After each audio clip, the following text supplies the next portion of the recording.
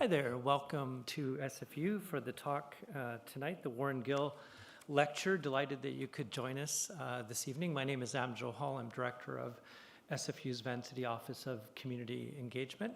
Just wanted to begin by recognizing that we're on the territories of the Musqueam, Squamish, and Tsleil-Waututh peoples. We're excited to be once again for the 14th straight year partnering with the Heart of the City Festival. There's over 100 free public events going on in the neighborhood for the 21st annual. So kudos to everyone who puts on the festival. Well, and we'll also have the Carnegie Dance Troupe on Sunday in the World Arts Center at 3, a free screening on Friday night, a film by Andrea Luca Zimmerman, and on Saturday, November the 9th, Justine Chambers, who's a faculty member here at UBC, will be doing a dance lecture performance at 312 Main Street, the old police station. Justine lives in the neighborhood here, so wonderful to have a faculty member participating as well. Also wanted to thank a couple of the sponsors of the event tonight, the City program at SFU. Andy Yan is here. Also Matthew Grant from the Office of Community Engagement and the Community Engaged Research Initiative. Nick has a long history of working in the downtown east side, but I'm gonna let somebody else introduce Nick. Joanne Curry has done a number of positions over the years at SFU, including executive director at the SFU Surrey campus, vice president of external relations, and now special advisor on government relations for SFU. Please join me in welcoming Joanne Curry.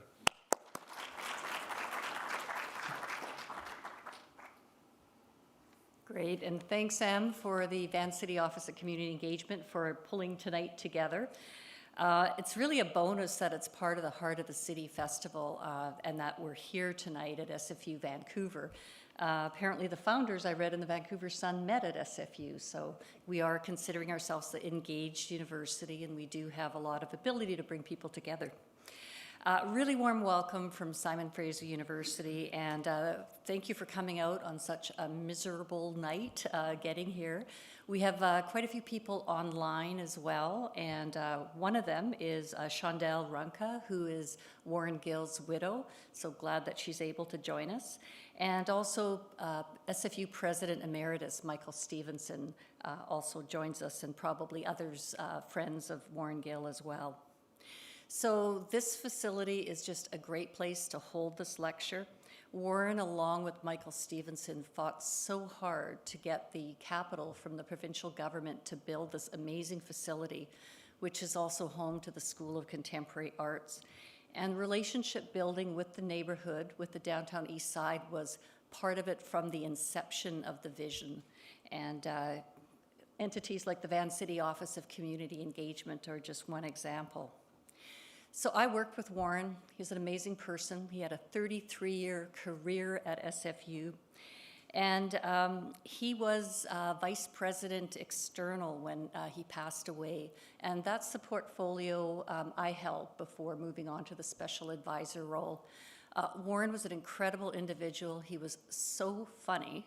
He had stories galore, and everyone knew him. He had an incredible network. I'm only going to tell one of the stories because it just, makes me smile. So Warren came to SFU in the early radical days, think protests on so many different issues. And he loved going to protests. And so, he was a bit radical himself, but also he found it a great place to meet people and potentially women. And so he had this ingenious idea. He was a smart man. In his trunk, he would have a placard so that he'd hear of a protest. This was the days before social media, so a little harder. And Margaret Trudeau was an early alumnus in the protests as well. So he had one placard that he could just jump in and attend everyone, and it had one word: shame. So that was Warren, and he was just a calm, cool, collected guy. He was a mentor to me. He was so calm, like I'd, go to him with an issue, and he didn't say there, but it's just like he just calmed the situation down. And even when he heard a negative result from government or from an initiative, he never got really upset. Like, he was a realist, but also an optimist. It was like, okay, what's plan B? So we really, really miss Warren at SFU, and so it's great to be able to have this annual lecture to honor his legacy. And Warren would be really pleased that a fellow geographer, and one focused a lot on the downtown east side, was not only giving the lecture tonight, but was the recipient of the Warren Gill Community Impact Award.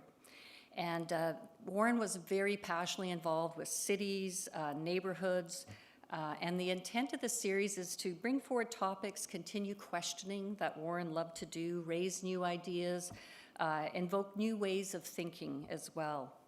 And so I'm really pleased to introduce Nick Blomley, and he was the recipient of the 2024 Warren Gill Award for Community Impact. And he's one of 7 amazing people at SFU that have been awarded this award over the last 7-8 years, including Nicholas is also a recipient. And Nick is professor of geography at SFU, long-standing interest in legal geography, particularly in relation to property. He's interested in the spatiality of legal practices and relationships and the world-making consequences of legal geographies. So we're going to learn a lot more about these terms in his lecture ahead and the panel that will follow. And much of his empirical work concerns the often oppressive effects of legal relations on marginalized and oppressed peoples. And he has a huge list of current and past research projects: rental precarity, the dispossession of Japanese Canadians in the 1940s, gentrification, panhandling, urban gardening, and indigenous-state treaties. So it's going to be a fascinating night, and there is another panelist or two, and Nick will introduce them more fully after his remarks. So Nick, please join me on stage.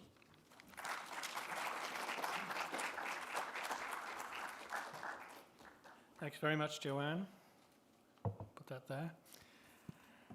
It's wonderful to be here. Thank you all for coming in person or online. How things are going to unfold is that I am going to speak for, I hope, about 20-25 minutes. It's not going to be a classic 50-minute academic lecture. We're going to keep it hopefully fairly short. It's going to be hard for me because there's so much to say. And then what I want to do is to shift gears a little bit and invite 2 of my good friends to join me.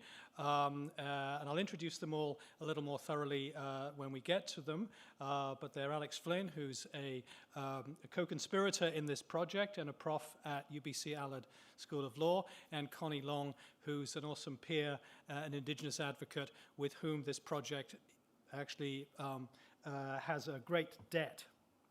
I want to begin with Warren.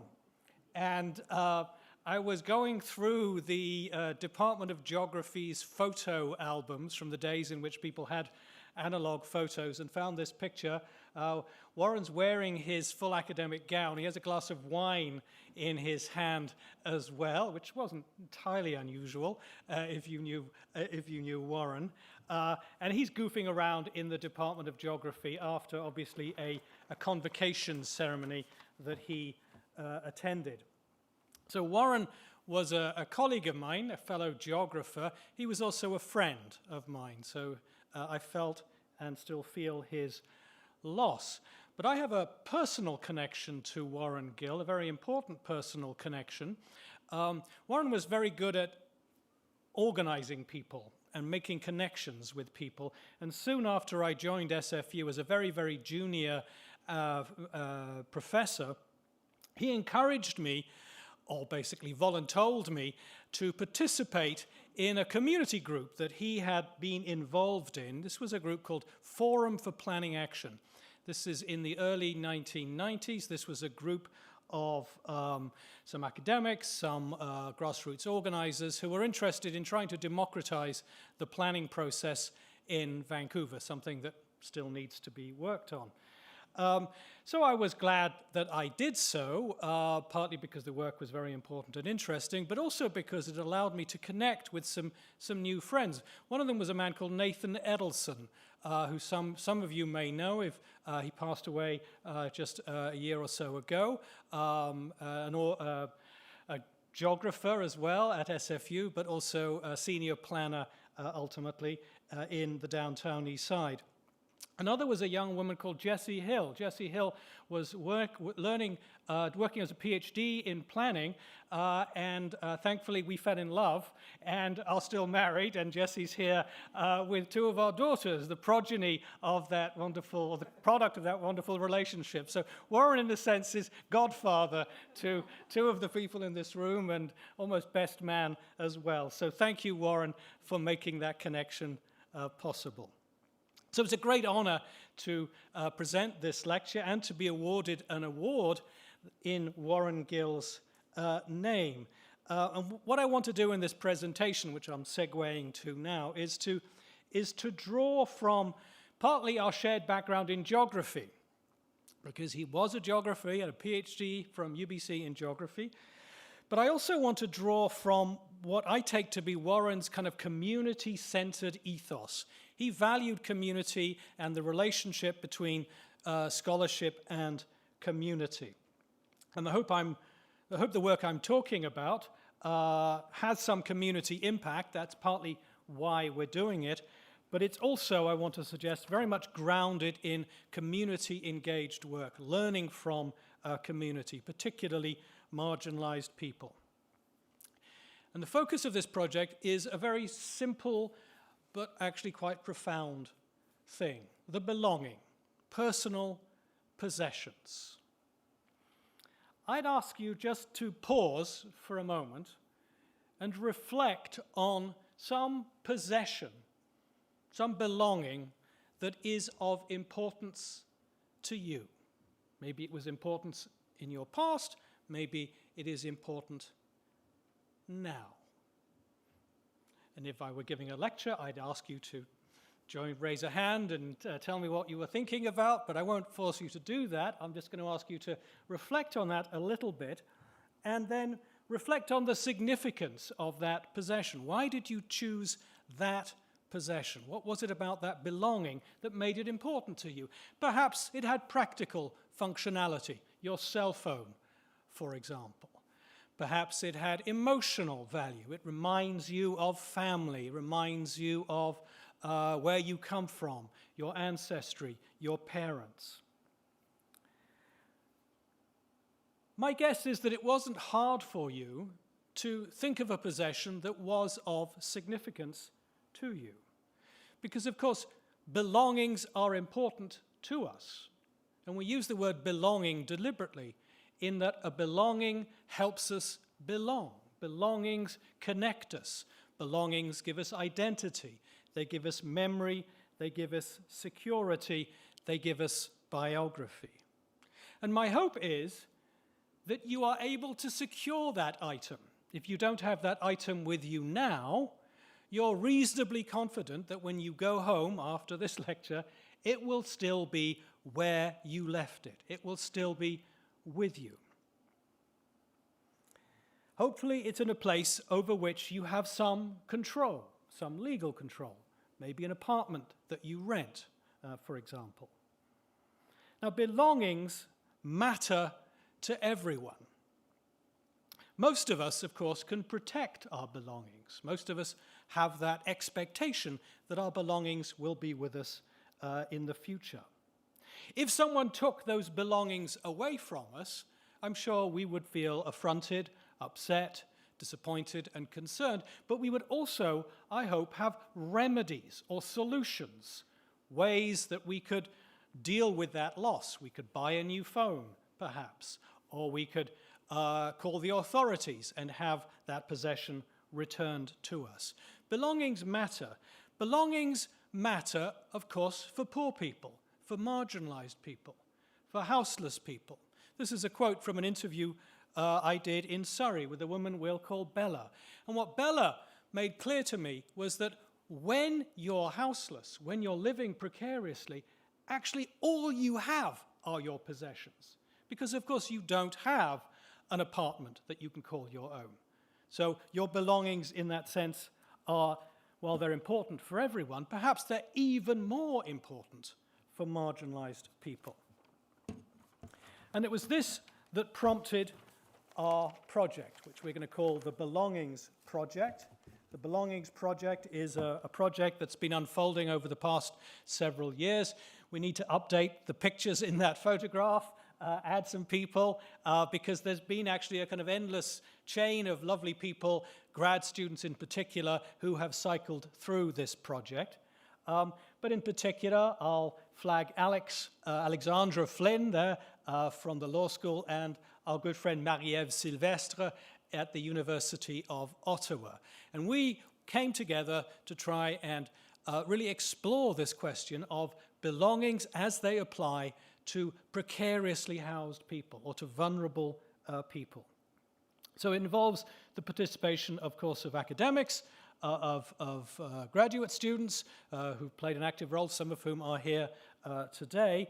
But crucially, it also involved community members, peers. And one of our goals very early on was to try and learn from and ground the project in the knowledge and experience of marginalized people themselves. And one group in particular that we were very privileged to enjoy a relationship with is a group called Drug War Survivors from Abbotsford. And they're a remarkable peer-based group who's been around for 15 years or so. This is a picture of one of our friends, Harvey, with his incredible bike rig in one of the old locations, DWS. They have a new location, and Connie is a member of Drug War Survivors and will be joining us in a minute. And learning from people like Connie and from people like Harvey has been instrumental in the way the project has unfolded. And basically what we were asking was very simple questions. Who controls the belongings of precarious people? What decisions do they make in regards to those belongings? How do they evaluate those belongings? What are the consequences of control of people's belongings by privileged others? How does it shape the vulnerability, or lack thereof, of marginalized people? And what can we do about this? What conceptual tools, what policy tools can we bring to try and make sense of this predicament? Now, if you go speak, and you should, to somebody like Harvey, they will tell you, well, duh, this is obvious. This is something we've known about for a long time. People who live outside or live in precarious housing, in shelters, in modular housing, so-called supportive housing, will tell you that they face endemic problems in controlling and securing their personal possessions. Strikingly, however, there's basically zero research, academic research on this topic, at least in a systematic sense. There are particular projects, for example, on houseless people and their dogs, but trying to think more systematically turned out to be actually quite new. This is what we came up with, and I'll touch on some of these quickly, and then when we, in our panel, we can spend a bit more time on them. Belongings matter, obviously, but they matter in complicated and various ways. Belongings are important to us, as we mentioned, in terms of personal security, in terms of physical security. Do I have a tent I can sleep in that keeps me dry, or does somebody take that away? Belongings also matter emotionally, affectively, in terms of the relationships I have, the memories I have, the identity I can constitute. Consequently, losing those belongings, not surprisingly, can be devastating, and devastating at many, many levels. Arguably more devastating in the case of a poor person, a marginalized person. Belongings, however, are constantly at risk. If you live in a space of precarity, you have very little, if any, control over your belongings. That is because there are others who control the spaces in which your belongings are located. You don't control those spaces. Consequently, there is no space, if you live precariously, in which your space is secure. You don't have a door that you can lock and over which you can secure and control access. Yes, maybe you're in modular housing, but your door is only conditionally controlled by you. This is driven also by forms of endemic devaluation, a devaluation by those who regulate people's belongings, whether those are private officials, private actors, like people who like landlords, for example, or whether those are public officials like bylaw officers or railway security peoples. Other people constantly devalue poor people and their belongings, devalue and dehumanize precariously housed people and the relationship they have to their belongings. Supposedly we value property, however, we don't value property when they're owned by poor people. This is a problem in and of itself, but it's also a problem because the effect of negotiating that endemic risk makes people who are already vulnerable potentially even more vulnerable. They're forced to make choices which, in terms of securing their possessions, which has all sorts of implications for health and safety more generally. And moreover, there is a lack of due process, a lack of remedies. Legally, and I'm not the lawyer here, but legally it turns out that there's very little that can be done. It's hard to get your stuff back, even if it's notionally been secured. So let me touch quickly on a couple of dimensions to this, but let's begin by thinking about space. Like Warren, I'm a geographer, and thinking geographically is partly what I do, and I'm interested in law and space and the way in which those have certain consequences. Now, obviously, we all take up space, and our belongings take up space.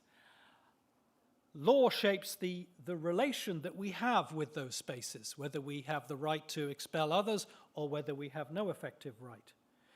We call them precariously housed people because these are folk who have very precarious relations to the spaces they occupy, whether people are living outside or living in private rental or living in modular housing. Other people have control, legal powers, control, or legal authority to regulate those spaces and to regulate the belongings in those spaces. And those spaces are many and diverse. They include sidewalks, parks, shelters, transitional housing, rooming housing, SRO housing, and other insecure housing. All the spaces in which precariously housed people move and cycle through.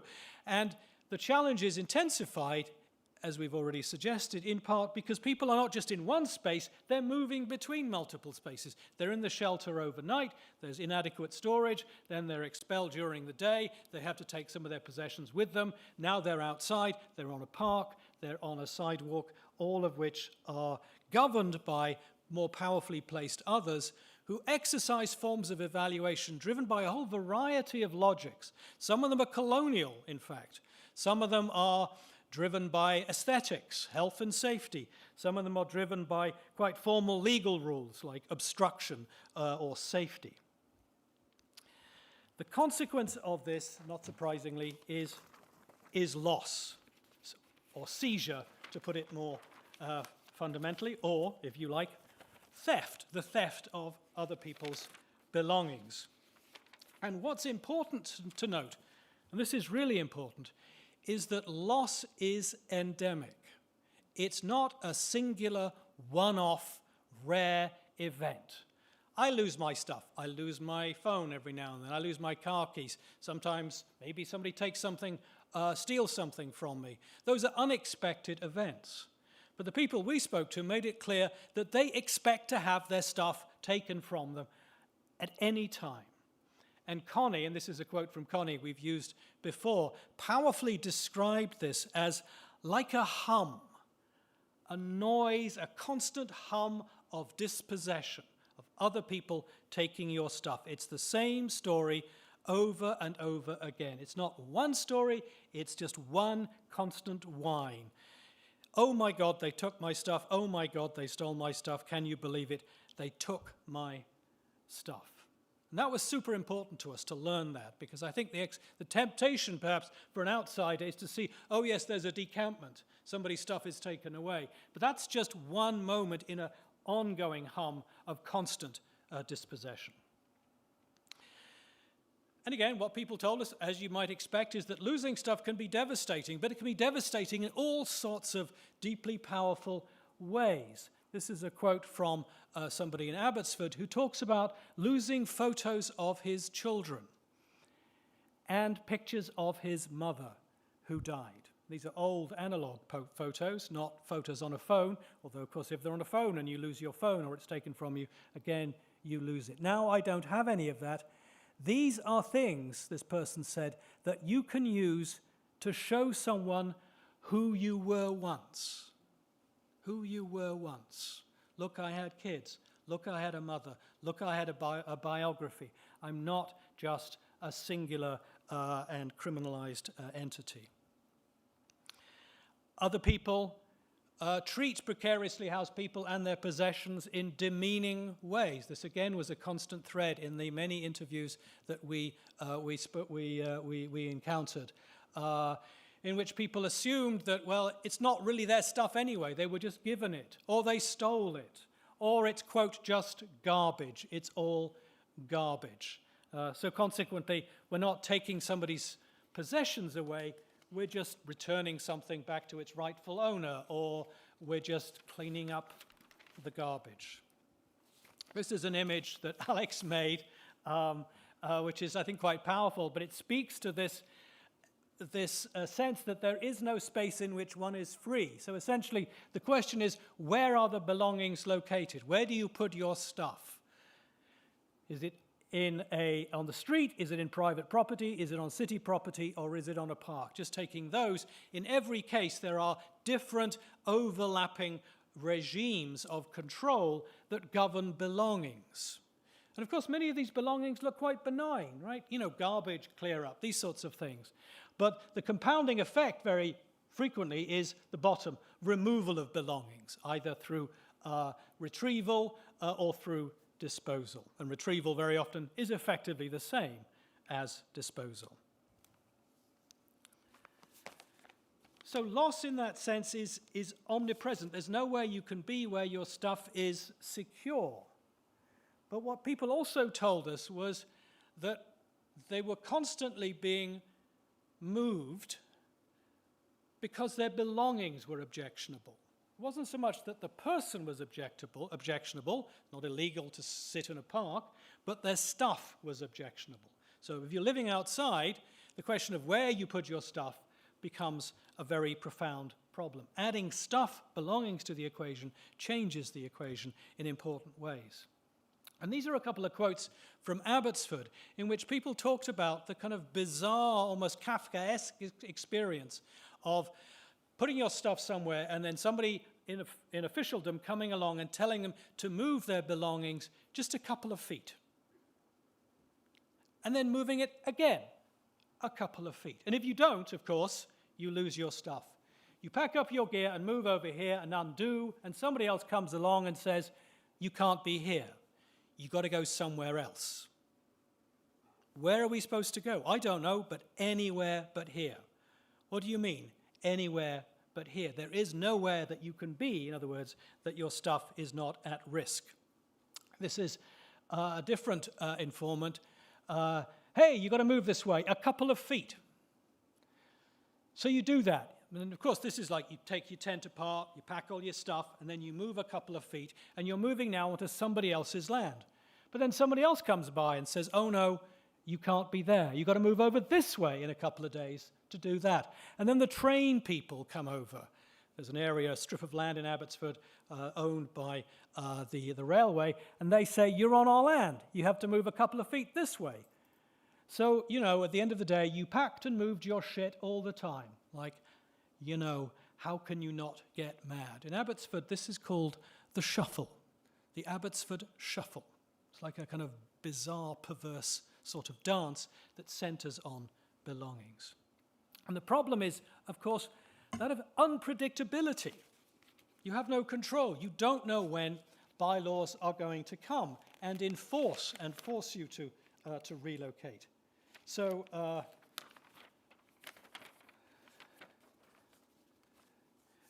the problem being that bylaw would show up and give you a 24-hour notice. This is somebody who's camped out in a group of tents.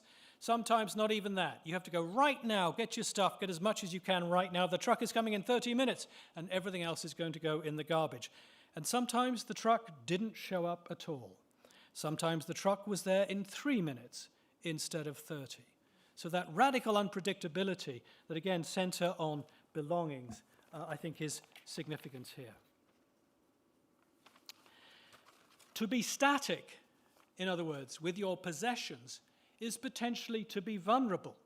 As somebody in Surrey put it, they told everybody, as long as you're mobile, we're not going to touch you. If you can get up at a moment's notice, that's fine. But of course, the problem with belongings, and particularly when you're camped outside and you have a lot of stuff, is that those belongings tie you to spaces. You're not mobile by definition because of those belongings. Those belongings make you less mobile, thus more vulnerable to the harm. You're visibly marked out as somebody who's camped out with possessions. So stuff is not only a vital resource, it also becomes a marker, a risk at the same time.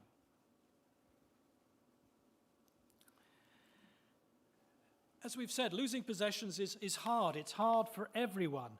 But if all you have when you're poor is the stuff that you have, its seizure or destruction is intensified. Here's somebody talking about something quite mundane and something quite common, the loss of ID, loss of a driver's license or an identification card. Happens all the time. It's a real hassle. If you've lost your ID, you lost your wallet or whatever, you know it's a hassle to get it back. It's a hassle for anybody. It's a hassle, again, for precariously housed people. But this person says more than it's a hassle. Losing your ID, well, it's very difficult and hard to get back. It takes a while to get it back. But personally, myself, I didn't feel like I mattered because I couldn't prove who I was. I didn't have my birth certificate or anything like that to say, yes, that's who I am. So that you feel like you're nothing. I want to be a person. I want to be a somebody that you can recognize. And without the ID, this person says, I personally didn't feel like I mattered.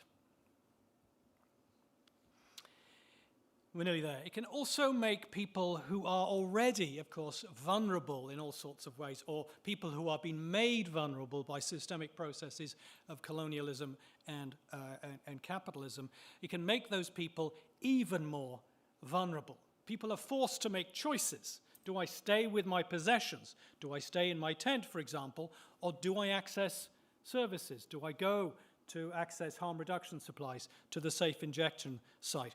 But who wants to go to a safe injection site if you lose your stuff? Because if you walk away from your tent, it's quite likely that when you come back, your tent will not be there. I've put myself at risk in order to get my stuff back. Another informant: infects your mental health and recovery from drugs. Do I get up and go and get some breakfast and then lose all my stuff? Or do I just stay in bed? You're purposefully putting yourself at risk. It makes it awful easy, somebody else said, to give up. What else are they going to take from you? It's easier and easier to give up. We have a website. We paid a lot of money for this website. Very expensive. They keep charging us for it. It's a really good website. But if you're at all interested, I would direct you to it. It's called belongingsmatter.ca. And on there you can find a bunch of resources, including a report, a detailed legal report, if you're interested in some of the legal dimensions. But there are also some other resources that are available, freely available. They're not behind a paywall, including some of our academic papers, if that's your interest. But we also have a podcast which centers the work of Connie and Claire Shapton, one of the master's students who worked on this, who interviewed Connie in a very powerful podcast that came out earlier this year, as well as some other resources. So I would definitely direct you, if you're at all interested, to that resource. But what I'm going to do now is pause, and I'm going to segue to our panel discussion so we can have more of a conversation.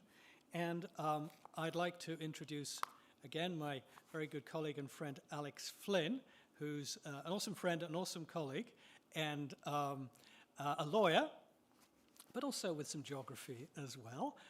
Teaches at UVC at the law school. So Alex is going to join us, but also Connie.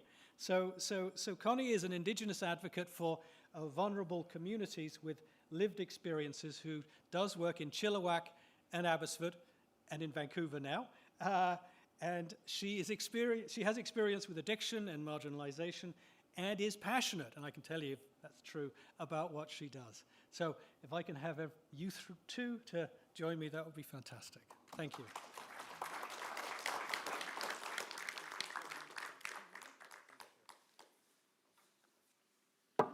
We have to use our mics. We have to hold them like this.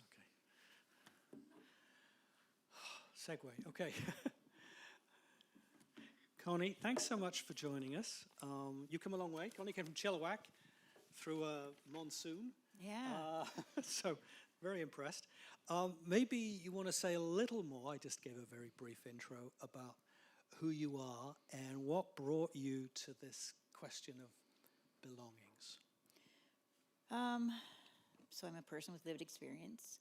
I'm at this stage in my life also a steward for drug war survivors and a board member for Impact Society, Abbotsford.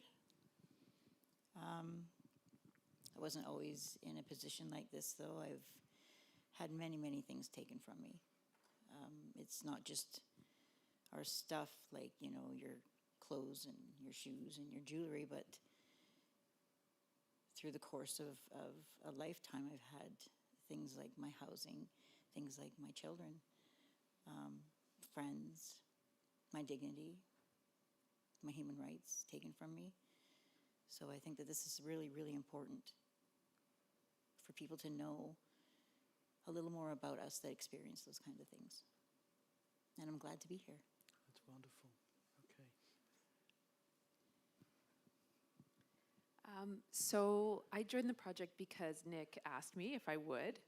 I didn't really know you at the time. I mean, I knew of you, but I didn't know Nick very well at the time. But the project appealed to me based on my own interest in and experience with growing up precariously. So I was drawn to the topic more broadly. But as a junior academic at the time, I also loved the idea of doing work that mattered. So not just theoretical work or things that weren't grounded in real lives and had the potential to make a difference for real people. It seemed like an amazing opportunity to do something that mattered. Whenever you do a research project, the secret sauce is to find smart people and awesome people and then work with them and learn from them. If there are any academics in the room, that's my advice, both Connie and Alex, and Marie-Ève, who's, I don't know, hopefully on this, watching us on the Zoom as well. Maybe we can talk a little bit about belongings, and in general, you mentioned in that interview, that was a few years back, about the hum. And I should give the context for this because I came very naively into wanting to do interviews and learning from people in Abbotsford. And I wanted data. That's the academic way. I wanted data, so I wanted stories. So we organized focus groups, and we put people in the room and said, could you tell us some stories about your belongings? And there were some stories. There were many. They were very varied. But then, Connie, you took me aside, basically, and said, Nick, you're kind of missing the point. In that there is no story. It's not like, you know, I have a story, I have another story. It's like everybody has a story, an ongoing story. It's like a narrative. And then you introduced to me to this idea of the hum. So do you want to say a little more about the hum and how you think about the hum, why that came to you? The hum is, I guess, just what it sounds like. It's just this constant, almost noise for people who are living precariously or dealing with a lot of marginalized things, right? It's constant. It's just consistent. say, so the person who lives in a tent down on Gladys in Abbotsford, a tent city, and they become sick. They can't even go to the hospital because of all their stuff, you know, that shopping cart that they push around, that a lot of people look and go, oh gosh, why does he have so much stuff? You know, like just like Put it tone it down a bit, you know? But these things are really important to this person. And now this person's really sick, and he can't, once he goes to the hospital, his stuff is fair game. Your stuff is taken from you by your peers, by your municipality, by people, or by organizations that you think you can trust, like the police, people who offer social services. There's a big thing down, you know, with the Salvation Army in Abbotsford. They just chuck people's stuff in the bin. There's a big, huge bin out back. And that's like directly after they've been, you know, asked to leave the space. It's tragic, actually. It's not a great hum. You know, you can see men and women who are homeless. They have this is their unit, right? Their family, and the man has a particular role, and usually you'll see him pushing the shopping cart, and with his wife or a partner beside him. When their stuff is taken from them, they've taken a huge part of who these people are to each other. To have pictures of loved ones taken from you, especially if that's all you have left of them, is heartbreaking. Yeah. Jobs are taken, you know, just from becoming precariously housed. Now you can't make it to work. And I get it, that everybody's living their life. And there's, you know, this whole group of people who look at everybody else who are losing their things constantly, and just, you can't quite get it, you know. I think I had a conversation with Nick one day where he was like, well, you know, like, I take it for granted. I can go into my house, I can put my keys down, you know, or you go home, you put your purse down, and you continue on with your things, and you know that that's going to be there when you're done. When you live in the hum, you put that stuff down and it's gone. Mm. That's the best I can do right now. Yeah. So it's not one story. It's everybody's story. It's everybody and everywhere. Yeah. Yeah.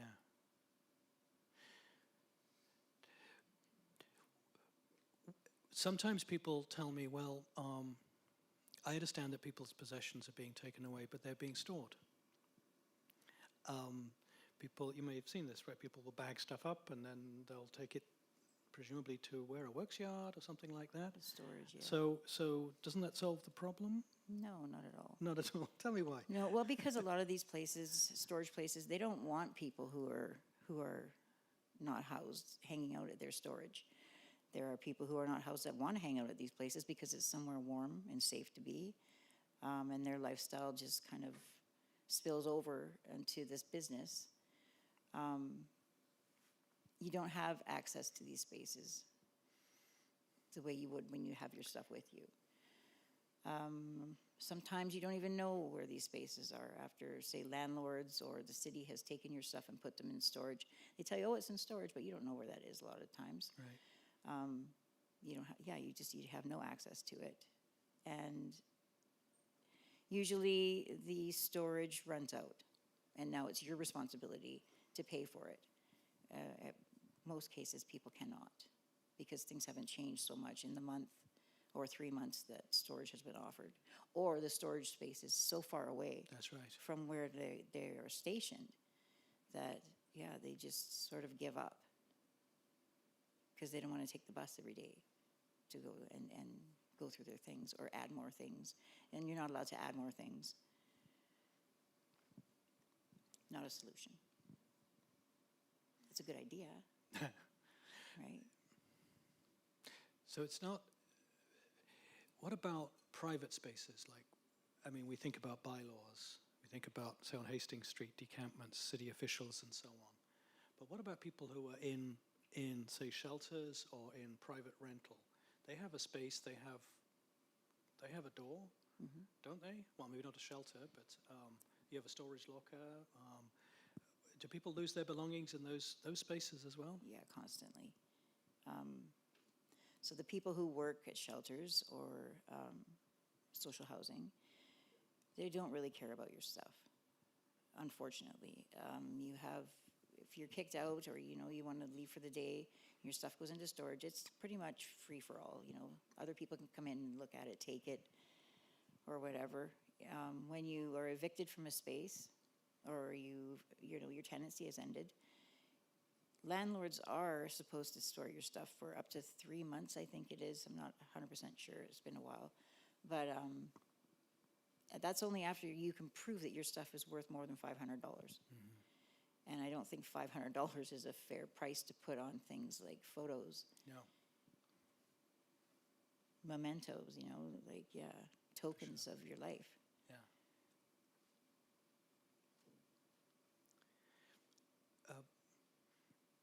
We talked earlier about whether Connie was comfortable in sharing some of her personal experiences, and I wanted to make sure that that was something that you were comfortable with.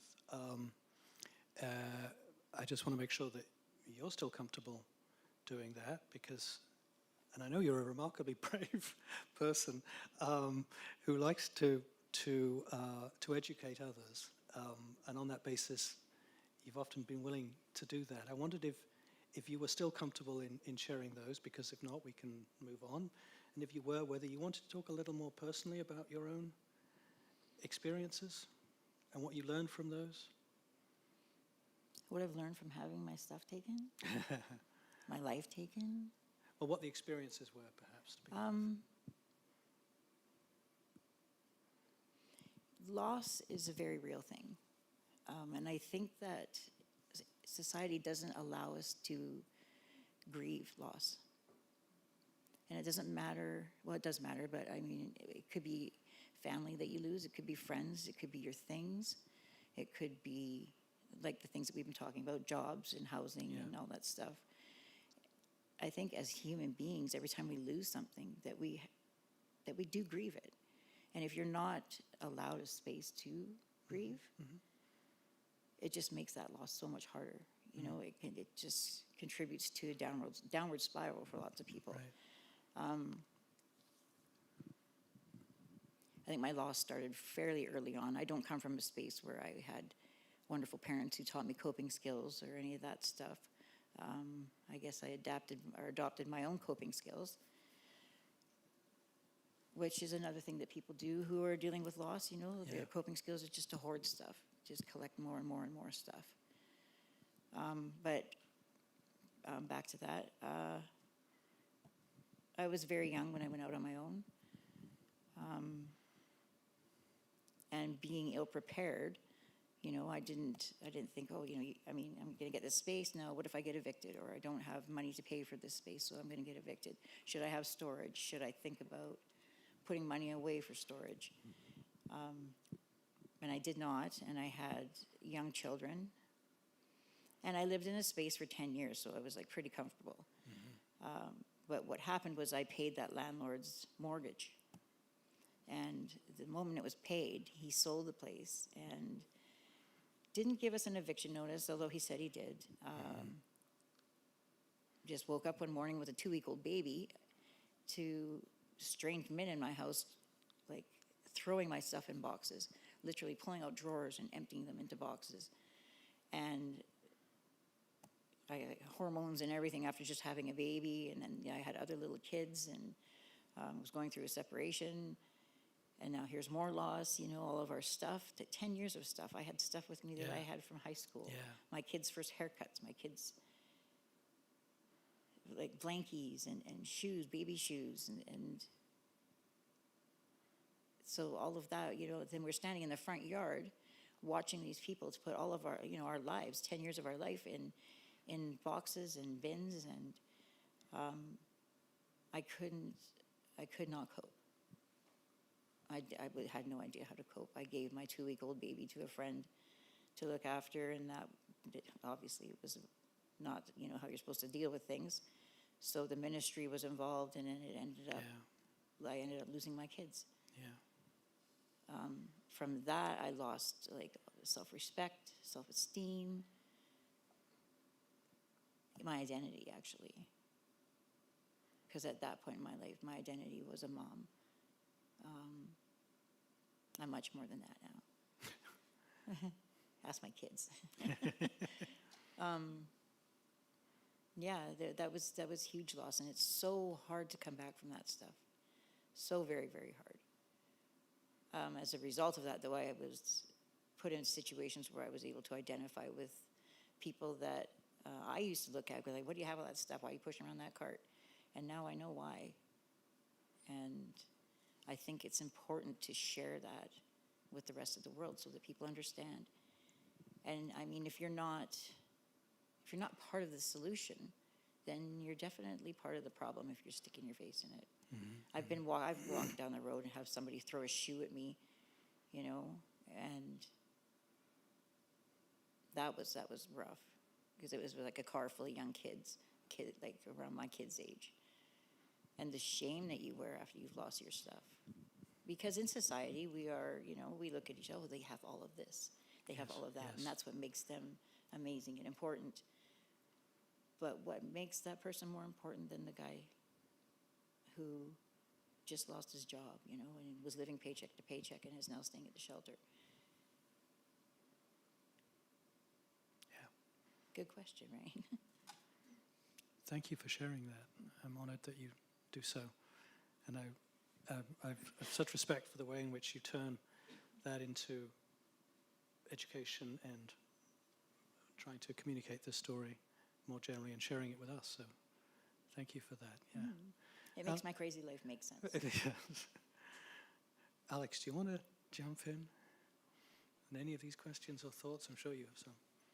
Yeah, I mean, so when Nick and Marie-Ève and I started the project with our amazing grad students who I cannot say enough about, we decided from the beginning that we could not actually look at what the legal structures were, the policies were, without knowing what it was that people experienced on a day-to-day basis. And so from the beginning, we interviewed people, sometimes in focus groups, but mostly one-on-one.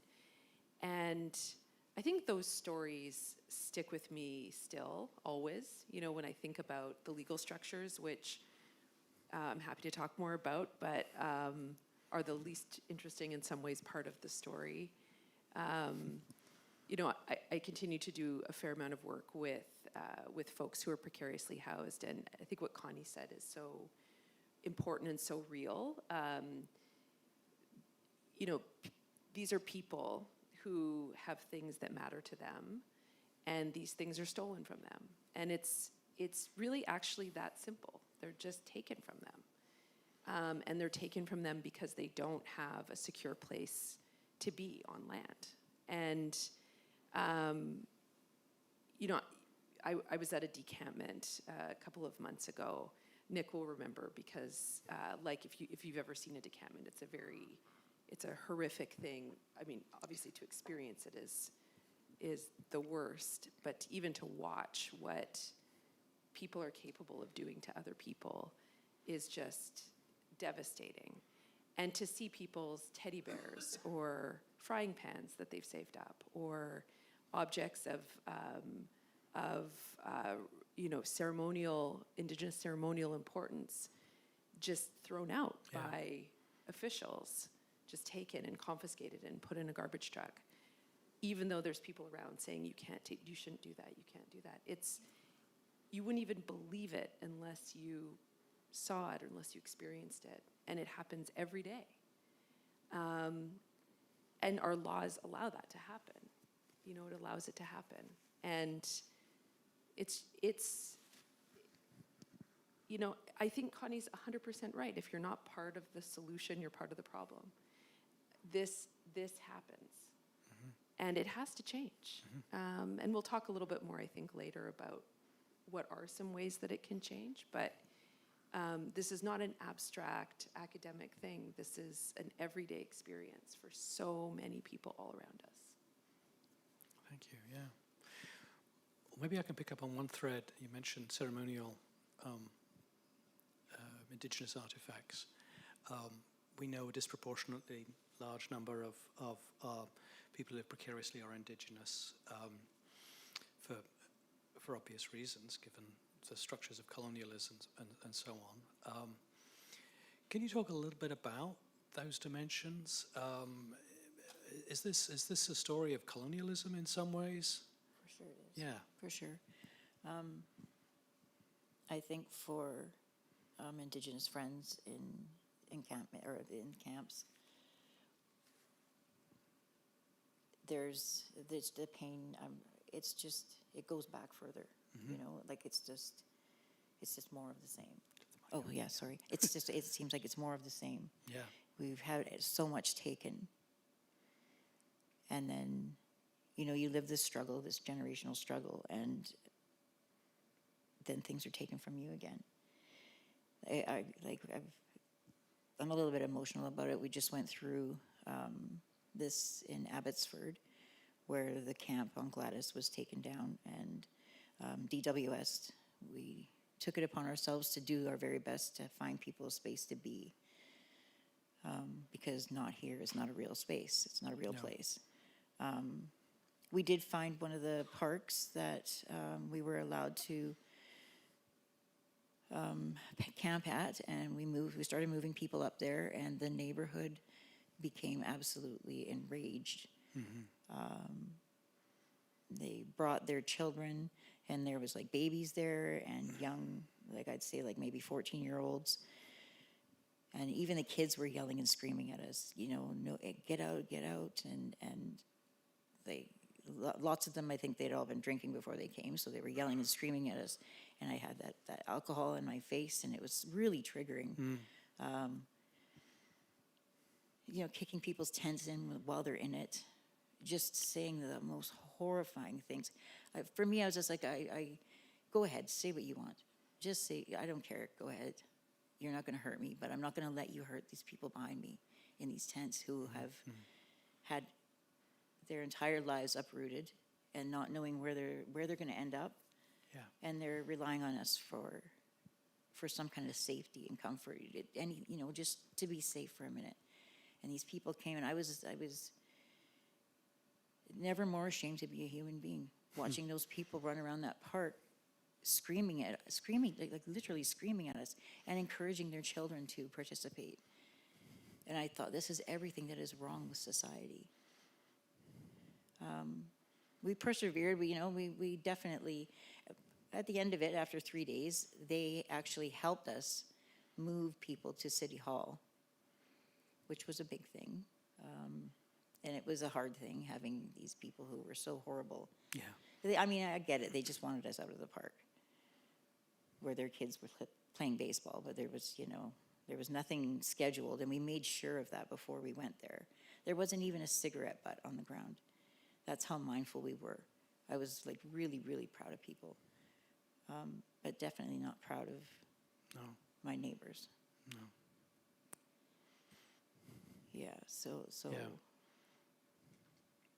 Then, we moved up to City Hall, and it's Truth and Reconciliation Week, so things are going okay at City Hall, but because of Truth and Reconciliation Week, they wanted us out of there, like now, because they were having this venue at which, at which not a single vendor there was Indigenous.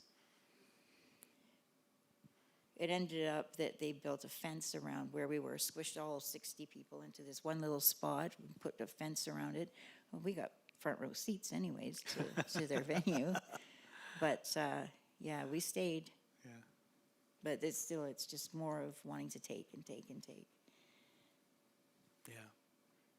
It's been interesting in interviewing, because we've also interviewed who we call the regulators, the people who control people's stuff, and those are state officials. They're also private actors and landlords, and so on. And what's interesting is the arguments they'll give, the rationales they'll give, and many of them are actually strikingly colonial in the way they conceive of people's stuff. It's not theirs. It's not really theirs.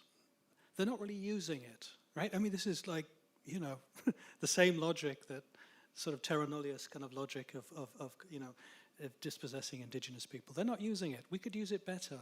They're in the way, and so on, yeah. So I'm conscious of the time, and I also want to see if we have time for some conversations from the audience, but I'm also thinking maybe we can segue to try and think a little more constructively about what might be done.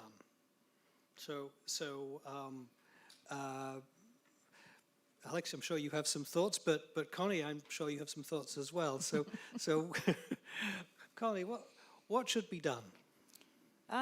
So like 13 years ago, when we took the city of Abbotsford to the Supreme Court for the right to be, and also for throwing chicken manure all over our camp, there was actually an older woman in the community who wanted to donate to us a small piece of land where we could, like, we had big plans for our own little community, where we had like security and offering people services, and we still have that dream.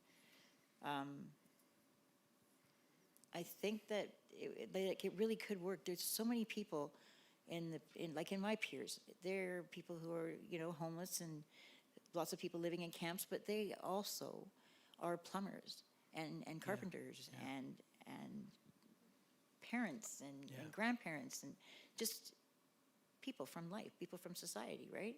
And there's no reason why we couldn't have our own little community, or big community, depending on your issue and your municipality. But like everything from plumbing to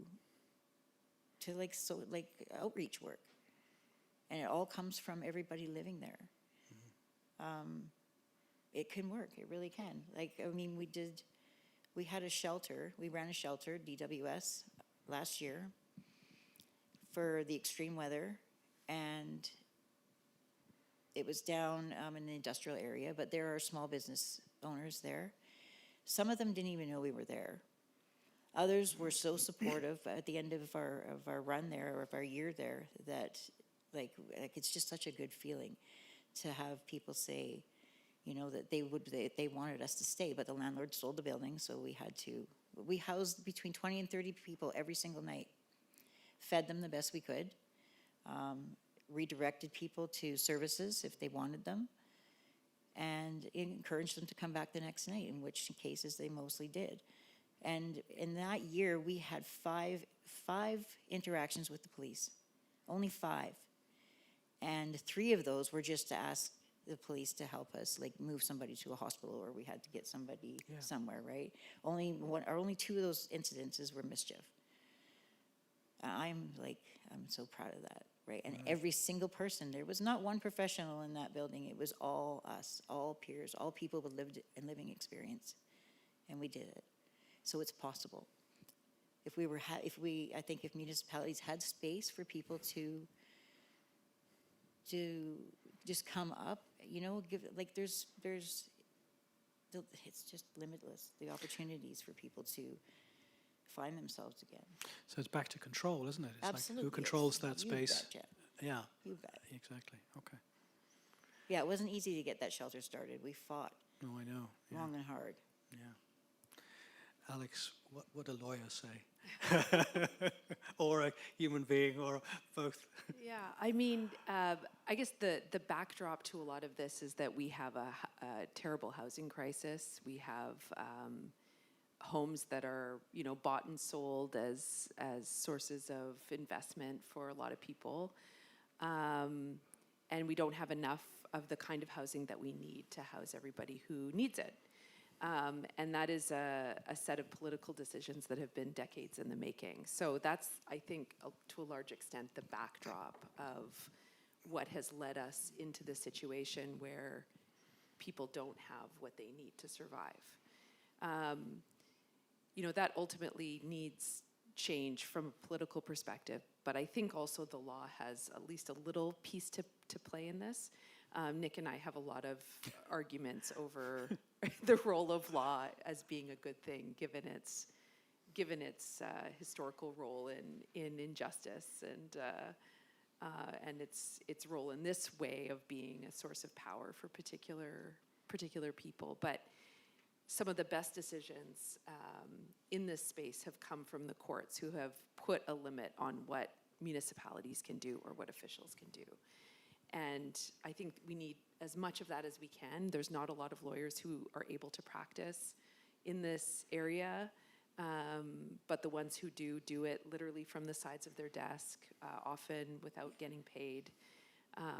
And I think, what you can only imagine if there was more capacity to really challenge some of this stuff. Like, I have my jacket over there. If somebody came and took it, that would be theft. But if I was living in an encampment, that would just be an abandoned good. That's a legal case in the making, right? Sure, So I think there's potential there. And then I think there's just so much about what all of you are doing by being here and just being interested in this subject and caring. Meeting people like Connie who can educate all of us on what's possible. Okay, thank you. Thank you very much. That was wonderful. I'm going to invite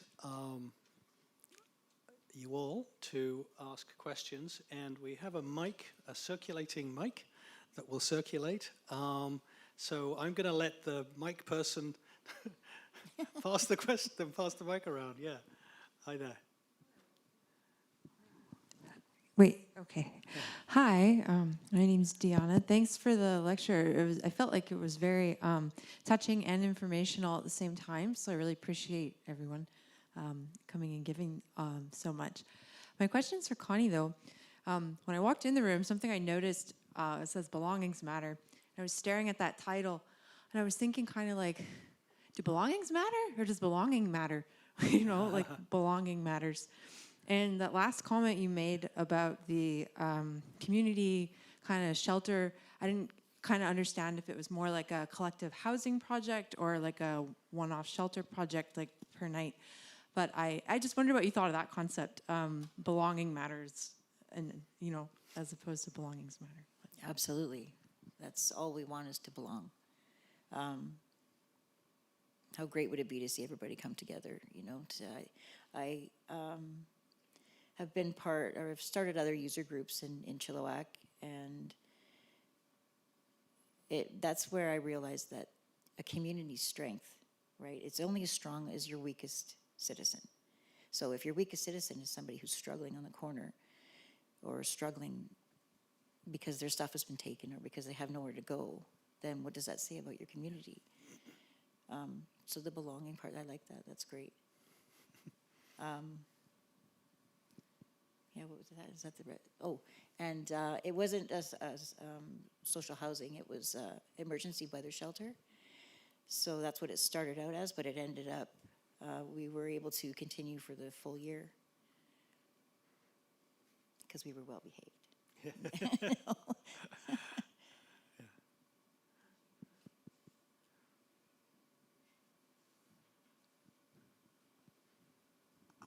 Thank you for sharing your knowledge.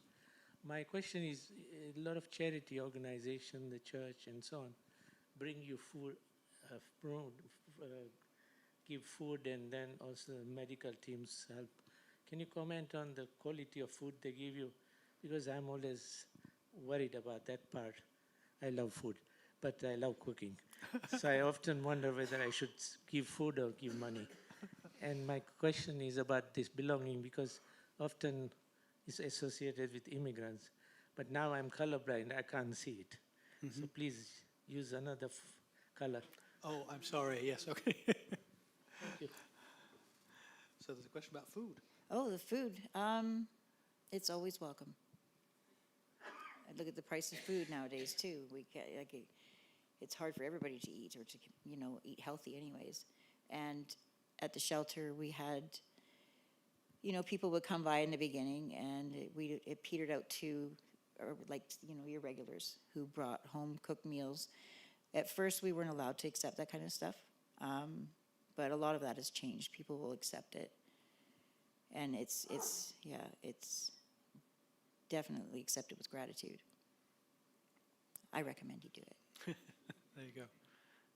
Although one story we heard in Abbotsford was not so much about food, it was people choosing to give their waste belongings to couches and things like that. Yeah, Do we you don't want- do you need want to talk about pianos and yeah, couches. Yeah, so people drop off TVs or on the side of the road.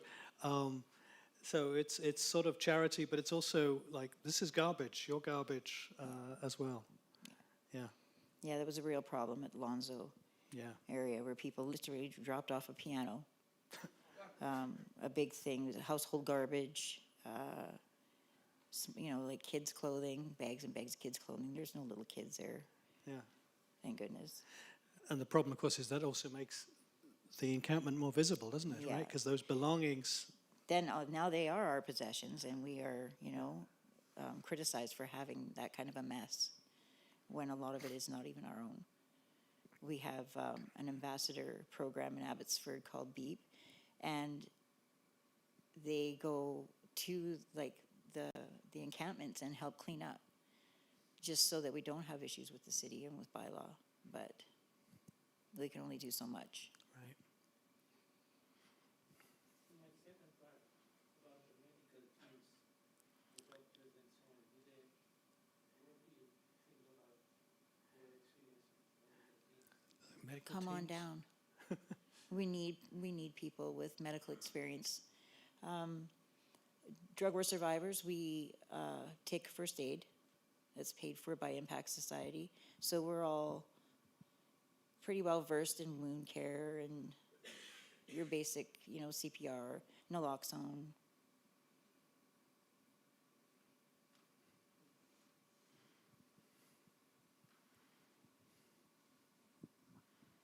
Hi, I have a question for Alex. I was wondering, because I'm not sure I quite understood what you said. I feel like you hinted at it. I was just wondering if you could clarify, when it comes to kind of the legal cases, are you saying that you're trying to show that like the same things are being applied like inequitably? So you're saying like one person thinks this is an abandoned good, another says this is something that belongs to them. So I guess from like a legal perspective, are you trying to show that it's being disproportionately decided based off of the person's like identity or status? So thank you for being interested in the minutiae of case law. I really appreciate it. So we We're wrote all interested. Yeah. We are. we wrote a paper, I guess this past year, which was exactly on this topic. So taking 4 categories of goods, ID, winter clothing, objects of memory, and bicycles, and saying, okay, how does the case law look at this? And so cases are generally bought by people who can afford to have legal counsel. And so in those categories, if you had legal counsel, if you were able to pay for it, the law will protect you. There's almost no case law for people who are precariously housed. But we have lots of interviews. We have interviews with officials as well. And what we saw is that in those cases, there was no protection for those same goods. So the law could protect them in some cases, but A, it doesn't happen, and B, there's often, there is a need to show that it's valuable. So, you have to show that it's worth over $500 in some case, or the court will have to decide that it's something that's valuable. And so basically our paper argues that it's not applied in the same way, the law. So yes, that's exactly what the case showed in that paper. And then we also wrote another piece that looked at, depending on where you're living, whether or not you have a right to be protected from search and seizure. And in that paper, what we showed is that if you're precariously housed, the same protections that would exist if you had a home with a door and you could say that that's your house, you don't want anyone to come into it, the police would have to get a warrant, that wasn't available to people who were precariously housed. And are those papers on your website? Yeah, so the first one that I mentioned is not yet, but the second one is on the website. Thank you. Thank you.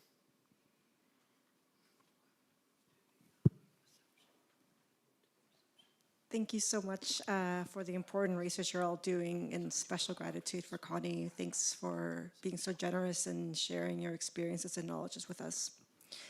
I was really taken by your comment about when you were sharing about you found a space in the park and all the neighbors came out and were yelling at you in nimbism, right? Like, I'm curious about that, and whether through the course of your work or your experiences you've learned of successful cases of education and public awareness, and where that's worked and where we've been able to shift or begin to shift that public attitude and misunderstandings.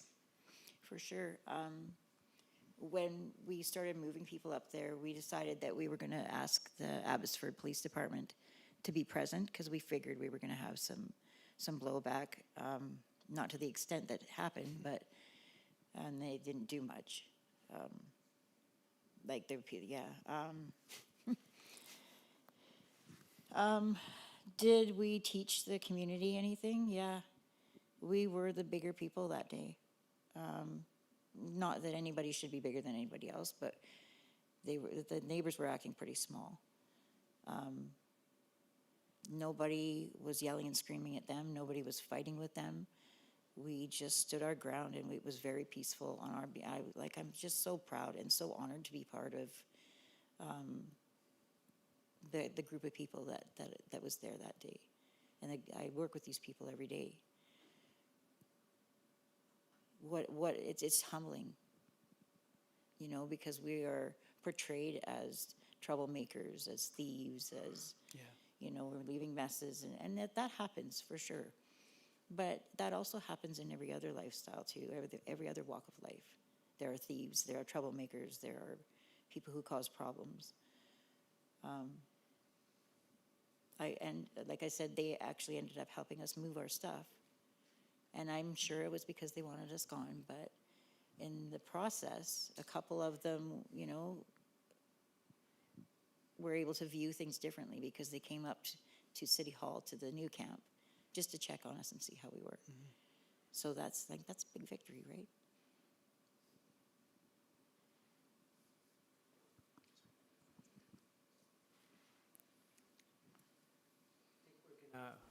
Wrap up here. I want to say thank you so much for joining us, Nick and Connie. Thank you.